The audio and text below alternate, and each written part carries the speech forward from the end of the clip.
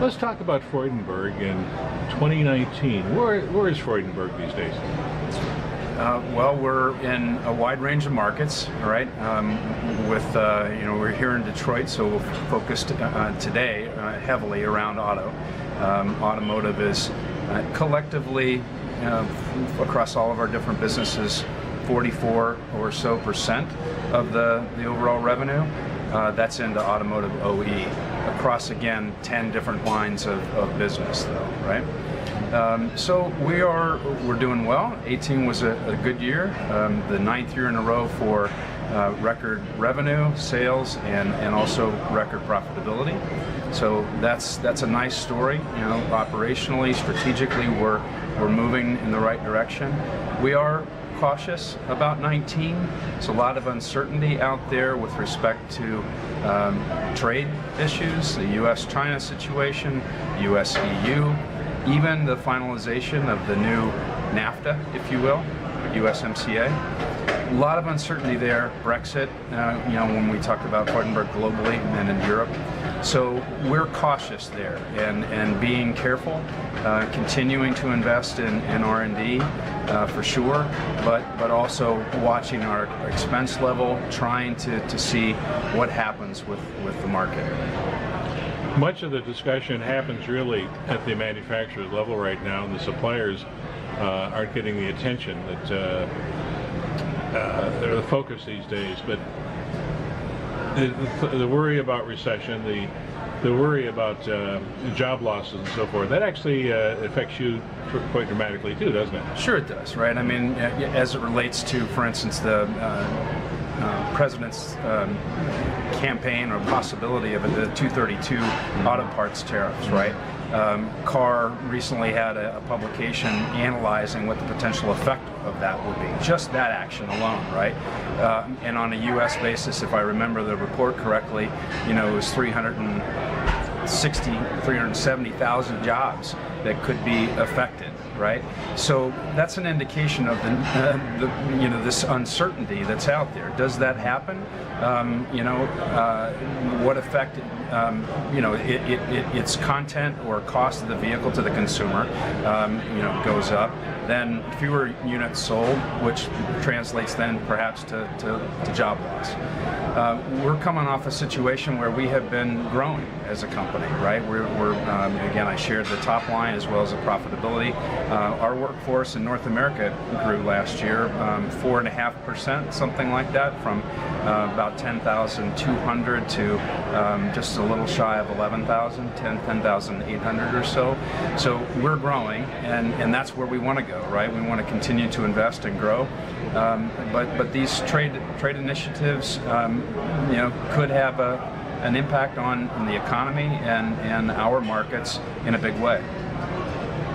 The talk these days, of course, is how cars will be powered in the future.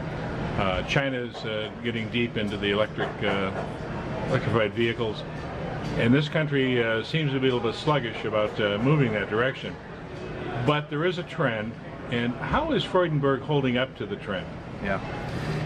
First, I would agree that U.S. North American market has been slower to move, although we see a high level investment by our customer in different powertrains, right?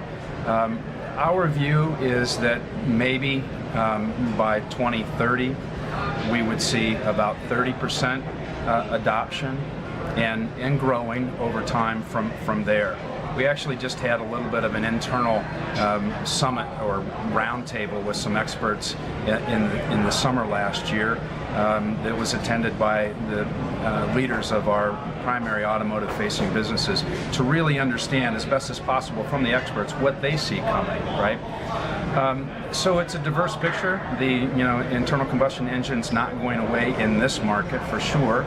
Our fuel costs are somehow a little lower than other markets around the world, and there's not been a policy push like in China towards EV or perhaps in Japan towards fuel cell. But as those technologies advance and become more cost effective, they're going to be coming in a bigger way in terms of the percentage of that powertrain share.